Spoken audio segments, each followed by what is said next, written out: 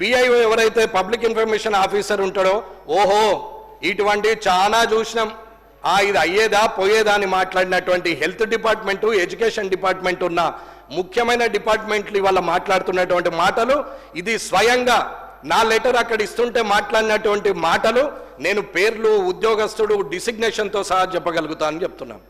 ఇది మంచి పద్ధతి కాదు అధికారులకు అని చెప్తున్నాం. ఎడ్యుకేషన్ డిపార్ట్మెంట్ని అడిగితే 86 క్వశ్చన్స్ ఇచ్చినటువంటి అన్ని డిపార్ట్మెంట్లు ఏదో ఒక రకమైన సమాధానము 6 జే ప్రకారంగా ఇస్తే, 6(1) ప్రకారంగా ఇస్తే 2 జే ప్రకారంగా లేదని చెప్పి ఇప్పటి వరకు ఎడ్యుకేషన్ డిపార్ట్మెంటు ఇప్పటివరకు ఇవ్వలేదు. ఇది ఎమ్మెల్యేకు ప్రభుత్వం ద్వారా వస్తున్నటువంటి అధికారులు ఇస్తున్నటువంటి మర్యాద అని చెప్తున్నాం.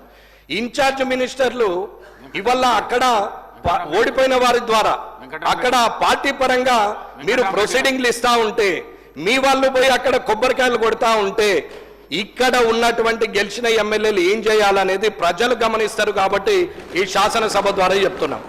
అన్నా మేమేమి పోలీస్ ప్రోటోకాల్ కావాలని అడగట్లేదు, మేము పోగానే అధికారులు మాకు ఎదురు రావాలని అడగట్లేదు.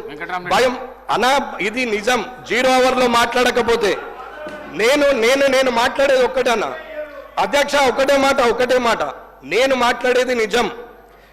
నేను మాట్లాడాలనుకుంటే